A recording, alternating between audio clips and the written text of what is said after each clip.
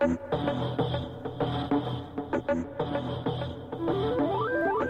welcome to the Tony Scott Internet Show, man. Got the Monday edition on and popping. You were popping. I always laugh at some hip lingo, hip jargon. It's on and popping. What exactly does that mean? Turn up, turn down. Ah, man, come on, man. Get excited, get bored, whatever. I was turned down last night, if that's the case. The Golden Globes were... I couldn't even... I saw the Prince thing, and that apparently was like big news on social media that Prince made a surprise appearance on the Golden Globes to give away the Golden Globe for the best music in a movie or something that Common and John Legend won for Selma, which was great. But Prince being on TV is still a big deal. Imagine that. Prince has been around since the late 70s, and he was always kind of quiet, and, you know, up until Purple Rain, most people didn't even know what his voice sounded like when he spoke. But here we are in 2015, and Prince is on TV, and social media blows up because Prince, he could not be not relevant if he tried. He just can't. He's always going to be relevant, huh? I guess that's a tribute to, you know, his career, the impact he's had. But the Golden Globes, yawner. Some people are mad because, you know, Selma didn't win enough awards, didn't win any awards, or whatever it was. I don't even know what they won, didn't want. I just know people are sore about that. But you have to understand something. Unless you saw all the movies that were nominated, then you really don't have an argument. And I don't know if the people who voted actually saw all the movies that were nominated. I don't know. And because I don't know that, then I can't give that much care to it. You know what I'm saying? And because I didn't see any of the movies nominated, I really don't give a damn. But I mean, it's one of those things. It's subject to the voters, right? Not to you. They didn't ask you what you thought. They didn't ask me what I thought. So to get mad, that's a waste of energy for me, as far as I'm concerned. I'm never going to watch the Golden Globes again. Well, welcome to the club. I mean, come on, man. Speaking of movies, you know, I told you that Sylvester Stallone is going to make a new Rambo, and I told you that he's going to make a new Rocky movie where Michael B. Jordan will star as Adonis Creed. That'll be Apollo's grandson, and Rocky is going to be his trainer. You know, Apollo Creed died. I forgot what Rocky that was, 3 or 4, but his widow, Marianne, Apollo Creed's widow, will be played by Felicia Rashad. Aha! Wow. Interesting. Very interesting. Mariah Carey's sister, Allison, is back in the news again because she's trying to get a hold of Mariah because she needs some money. And I don't mean that to be ugly, but Allison apparently, she has 2 kids that are 13 and 15, and she's in pretty bad shape financially. She's had illnesses. She's had problems with the law. That's all been documented. But she spoke to Star Magazine and wants to get a hold of Mariah. She last talked to Mariah 4 years ago on the phone because Mariah wanted to see her niece and her nephew. She took them to, I think, a play or a movie in New York. She gave them gift cards for Christmas. They're happy.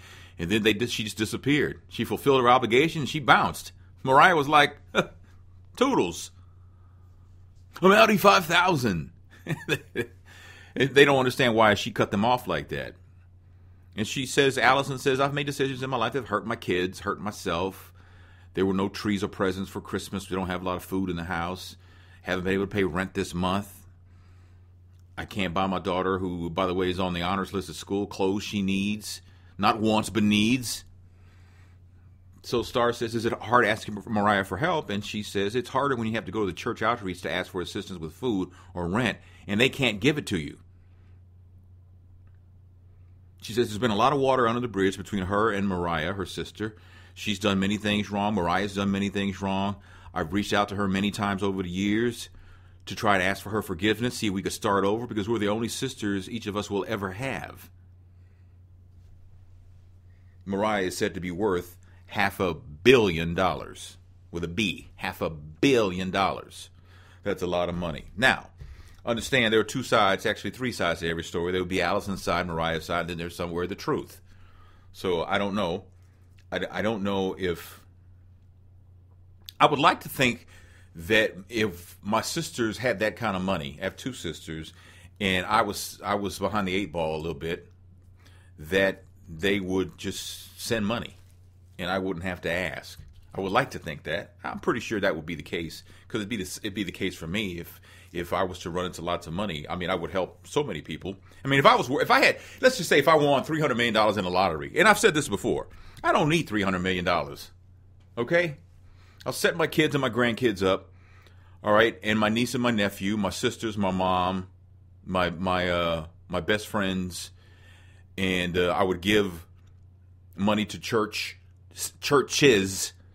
I wouldn't give, they say you're supposed to tithe 10%. I wouldn't give $35 million to one church. 10% of, they say $350 million. I wouldn't do that. That's just no. I wouldn't do that. I wouldn't give 35 churches $1 million.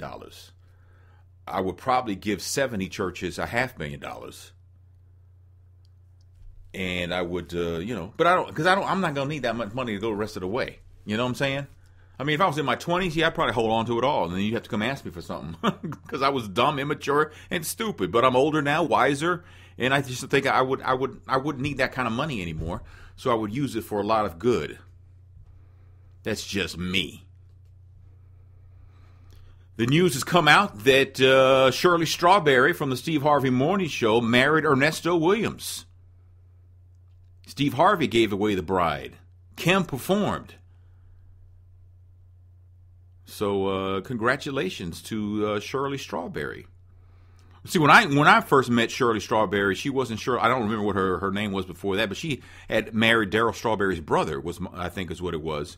And that didn't work out, and then she just kept the last name, Shirley Strawberry, and now I wonder if she'll still keep it. I mean, so if your wife, fellas, had been married before, and she still went by her married name, and now you marry her, but her married name was like her brand, like she was kind of a high-profile person, stuff like that, would you want her to change her name, or would it be hyphened, or how would you want that? I don't know. Apparently, Ernesto is an entrepreneur of some sorts. 20 years in the grooming industry, men's grooming industry. I don't know if it's haberdashery or hair care products or hygiene. I don't know what it is, but congratulations to the Williamses. Is it the Williams or Williamses? I think, or it's just Williams, right? I mean, it just happens to be plural anyway, so you just say Williams. You say Williamses, that just sounds awkward. But I don't know. I told you a couple weeks ago that Selma the movie was going to be free for folks in Selma to see, and apparently it's going to also be free for 7th, 8th, and 9th grade students in New York City. You show your student ID or report card at the box office at participating theaters. That will end this coming weekend. They've also added Philadelphia, Boston, and Sarasota, Florida to that list of students that can see the movie for free. So, let's see. There are more cities, too, I believe. Let me see if I can get to pull up some other cities real quick and tell you. Because there's a website called selmastudenttickets.com. I just tell you, just go to selmastudenttickets.com to see if your city is on the list. Because so far, Boston, Nashville, New Jersey, Philly, San Francisco, Sarasota, Westchester, and new cities were supposed to be announced on Wednesday. But apparently in New York, it's completely sold out. So there may not be any more freebies for the students. It's pretty interesting, though, that in this day and age, that they do that for a movie like that. Well, for any movie, really, but I think it's great. It's a great idea. It's great that kids, because kids these days, they're not really interested in history like we were, for the most part, because we didn't have eye candy growing up, so we weren't stimulated that way. We had to read. That's how we were stimulated. These kids, there's videos, there's all kinds of, PowerPoint presentations, so you really have to appeal to different senses to get your message across, and to tell them they can go see a movie for free is a stroke of genius, if you ask me. I think that's a great idea. What isn't a good idea is this couple who were arrested for shooting a video and telling their toddler to put a gun in his mouth. See, there goes again why everybody shouldn't be making babies. This is in Indiana. They were charged with child neglect. Just another way for saying they were being stupid. Bad judgment, stupid. They videotaped themselves. Their 1-year-old daughter put a gun in her mouth. And they make it sounds like the weapon was firing. I mean, it's just bad. It's just bad. It's just really bad. And the pictures all over social media, and they apparently think it's funny, no harm done, and all kind of stuff like that. This is why not everybody should be having sex. This is what's wrong with too much freedom. We can't have freedom like that. We shouldn't have freedom like that. That's just crazy. Speaking of crazy, what about this? You heard of this rapper named Kevin Gates? I've never even heard of him, but apparently he's from New Orleans. And his girlfriend of 3 months, people say, y'all kind of look alike. And it turns out that they're cousins. And he still says, he says the sex is good. We click. We didn't grow up together. We don't know each other like that. Why give up a good thing?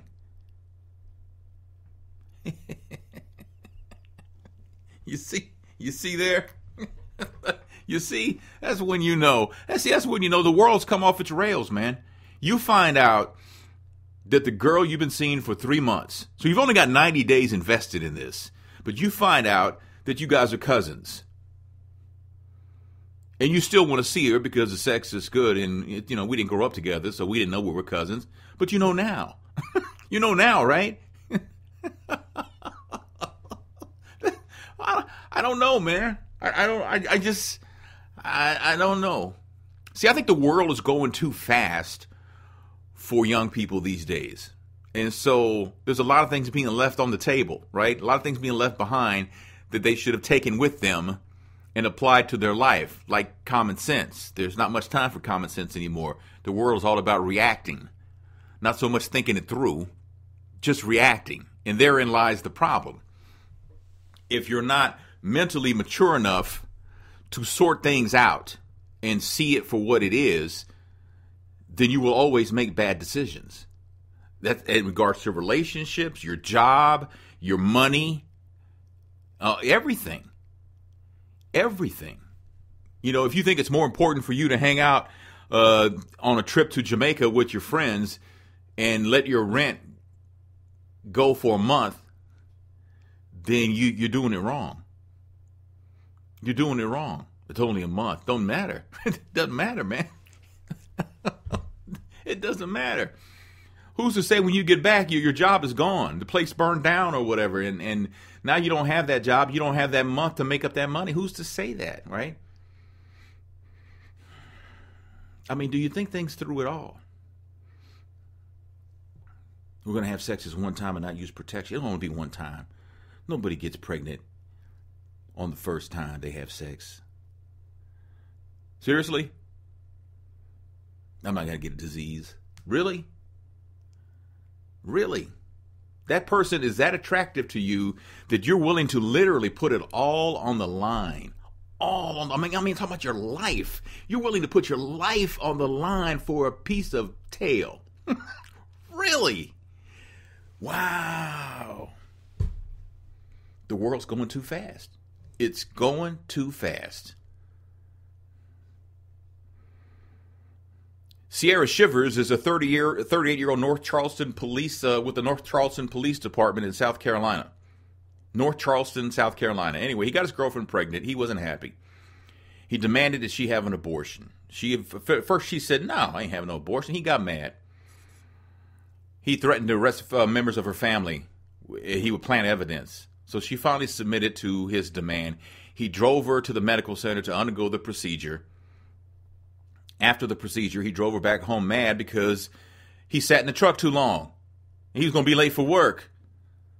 So he punched her 5 times. And took her to a hotel and says, don't say nothing about this. But she decided, you know what? After several hours, she goes, I'm calling the cops. Because he ain't going to just get away with this. Enough is enough. She requested that the sheriff's department handle the situation, not the police department. Because he worked for the police department. He was a city cop. She wanted the sheriff's department to handle it. Makes sense. That makes sense. So he's been arrested for criminal domestic violence. Bail of $2,500. He's on unpaid administrative leave with the police department. Does he get to keep his job? Does he get to keep his job? I don't, I said before, because when I did my last radio show, I used to, situations like this come up, and I would say on the radio, I think I need his job. But then after losing my job, I realized how important it is, and I was quite cavalier with, just, taking people's jobs or saying I need their job. So I vowed to be more careful with that. But in this case, I think we do need his job, huh? Because, you have broken every cop man law or whatever it is that there is, man. You told your girlfriend, again, you had sex with her, she had sex with you, y'all both didn't have, you're 38 years old and you're having unprotected sex and you don't want any kids.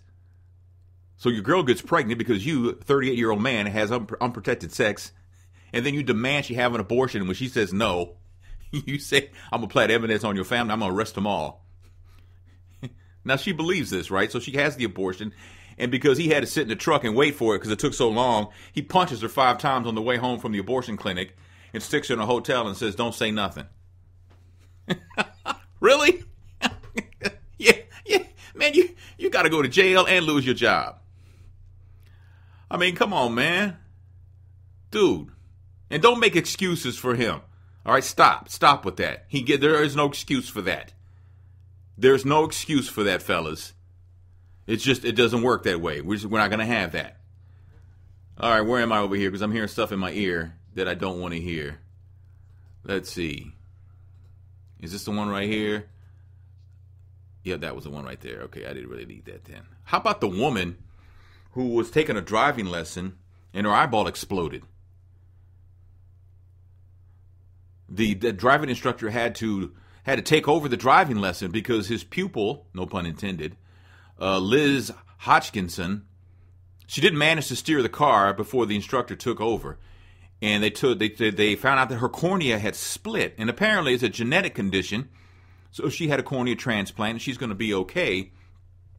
She just saw something got in her eye. But apparently the degenerative disorder causes the front of the eyeball to thin and bend out of shape.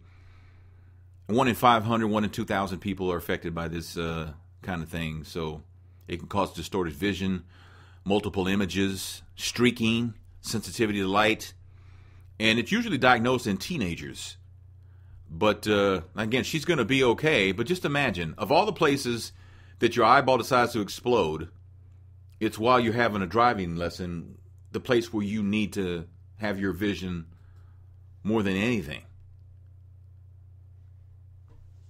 Holly Aston was 17 years old, went to a party. You know 17-year-old parties. You know? She wakes up the next day, there's a tattoo of a penis on her shoulder.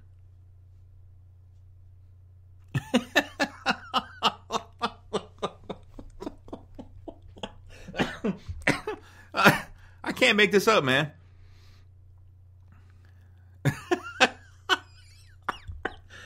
Pardon me, I'm coughing over here, but come on, man.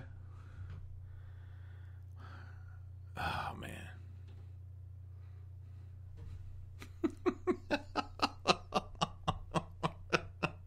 But hey, you know, the company she keeps, right? She's got Dyke tattooed on her ankle. She knew about that one. But a penis on her shoulder. Oh, man. I don't know. I don't know what happened. I don't know what happened, y'all. I just can't imagine. Finally, 2 men died in Los Angeles on the same day. You're thinking that's not news. They were both 91. Clarence Huntley Jr. and Joseph Chambry. They were both 91. They both lived in L.A. They both died on the same day. They were both Tuskegee Airmen. They were friends. They enlisted together back in 1942. They were mechanics in Italy during World War II. They kept the planes of the all-black squadron in the air. Mr. Huntley was crew chief. He worked on the squadron commander's plane, earning him the nickname Mother. All right, cool. And of course, they went through the racism thing here in the States and everything, but that is kind of sad in a way. But may they rest in peace, and thank you so much for your service, Clarence Huntley, Joseph Chambry, both 91, both died last Monday in L.A. Both were Tuskegee Airmen. May you rest in peace. All right, I'll leave it right there. Thank you so much for listening. We'll have, let's see what we got coming up. We have another Tony Scott Live coming up at Herb Arts over there. I'll get you details on that and tell you about that. It's coming up in February, so we have that. I'm going to be locally here. I'm going to be on Fox 2, I believe, on the 15th. That's in a few days. So I'll have that to look forward to. I think that's Thursday morning. Share this, download it, spread it around, show me the love. All right, thank you so much for listening, and I will talk to you later.